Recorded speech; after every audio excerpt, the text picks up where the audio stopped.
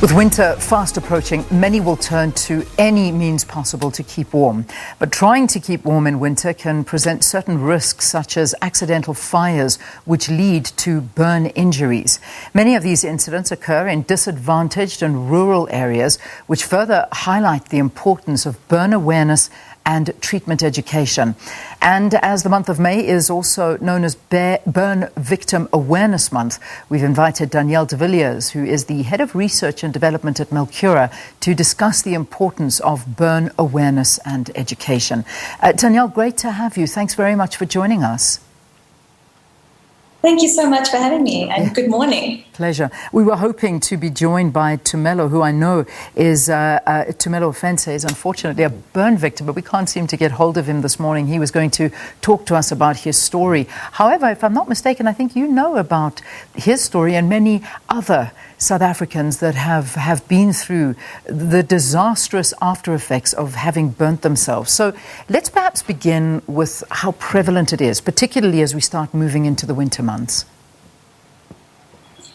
Yes, it's we have seen that the supply and demand for wound care products increases during the winter months, unfortunately. And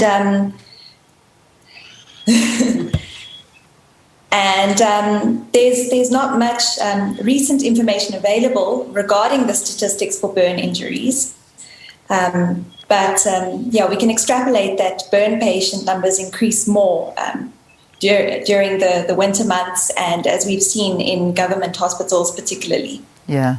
I mean, we do know that obviously there's individuals obviously wanting to keep warm, wanting to start, whether it be fires indoor or outdoor, leaving lamps burning. You know, these are very common stories we've spoken about for a long time. Is there enough education, though? Because it seems that it's just a cycle that keeps on going, and we don't necessarily ever see an improvement towards these burn statistics we get. Well, an extensive burn is one of the most devastating injuries. It leaves both physical and emotional trauma, and there is that high incidence of burn injuries in South Africa, and simply being aware of the burn risks at home is enough to increase prevention and vigilance. So we need to be aware of the burn risks at home and educate everyone around us about burning and the treatment of burn wounds. Yeah. So I want to talk a little bit about the issues that at hand. I mean, obviously, Tumelo was quite an interesting case, because Tumelo was trying to, from what I understand, he was actually doing a little bit of inhaling and trying to get hot water. All of this, you know, with COVID, we were told to look after ourselves and try and steam and do all of these things. And while that happened, he spilt this boiling water all over himself. Now, I mean, that is a story, not a winter story, a story that happens all the time. Hot oil, hot water, things that fall onto your skin and onto your body. I mean, you know, we perhaps we take it a little bit too lightly when we're dealing with these things. Yes, and we have seen a spike in burns caused by steaming. They use it as a precaution against COVID-19. What do you do? Let's begin there. So we know that there is a problem, and we know that people do get burnt, but what should we have in place? I mean, as any normal South African household, I mean, a lot of people can't afford things, but if we say you have been burnt, what is the first thing that you do? Well, healing time may be quicker the sooner you treat the burn. So it's important to get it assessed and treated as quickly as possible, because with delayed burn wound treatment, leaving these burn wounds unattended, it could result in infections and delayed or non-healing wounds.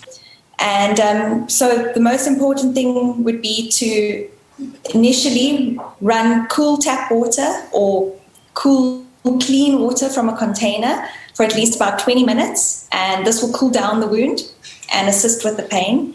And after that, you can apply a honey-based wound care product, such as the Melcura honey range.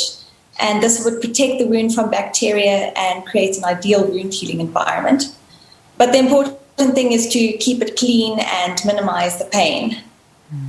But if the burn is extensive, it will always need medical attention. Yeah. So, I mean, the first port of call, as you say, put it under running water. If you've burnt yourself, no matter how bad, put it under water. Putting ice on it, applying a covering to it, is that... No. Talk to us about that. No ice, no egg white, no toothpaste, no butter. That can cause further damage and also increase chances of infection in the wound bed. Yeah. Covering the wound with a bandage or a cloth or something like that, or is it better to leave it open? It's better to cover it with after you've applied something like the honey-based products, cover it with a soft gauze dressing and then a light bandage over that. That will just protect the wound. You talk about a honey-based product, okay? Obviously, this is a product that you develop, but I mean, if people aren't able to get this kind of product, I mean, the last thing we need is people putting honey on it. I'm not sure if it has the same kind of medicinal purposes. No, we use medical-grade honey. Yeah, I would imagine. Yes, filtered and sterilized. Okay, I wouldn't have wanted to cause some confusion and suddenly everybody's putting honey on a wound, but it doesn't work like that. That's certainly something that you can't do. But, you know, just in terms of hospitals around South Africa, I mean, I've heard a lot and have visited, especially the Baragwanath unit that deals with the burn care and burn wounds here in South Africa, particularly with children, and it's world-renowned for the work that it does there. But I mean, this is just, it's difficult because people just sometimes cannot get that medical care. It is very difficult, especially in informal settlements, to get hold of the proper treatment, which is why we want to push this education run and get our products out there into all the areas that need it.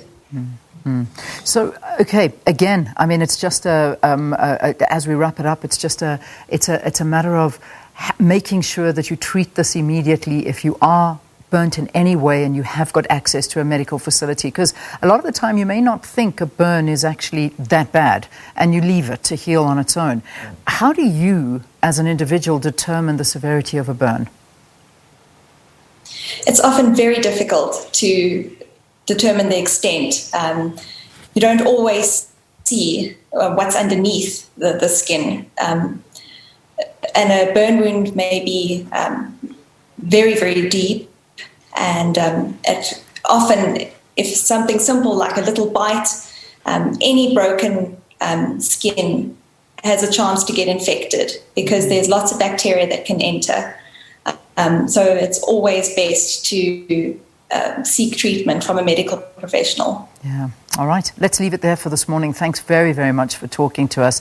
Danielle de Villiers is the Head of Research and Development at Melcura, discussing the importance of burn awareness and education, and just telling you, and I think an important aspect to take out of that is don't go putting ice on a burn. You know, that's the one thing that all of us tend to run and do. I mean, I remember the days, Sakina, I don't know if you remember those days where you'd get burnt, and one of the things that people would tell you is put some butter on it. I mean, that was, I remember the butter days. And that's the worst advice that you can give, you know, those kind of things to put on it. And I think it's just good advice, running water, try and cover it and get medical attention. But, you know, it's just so unfortunate that South Africans, the majority of us South Africans, don't have. Old wives' tales, the power of them. I know.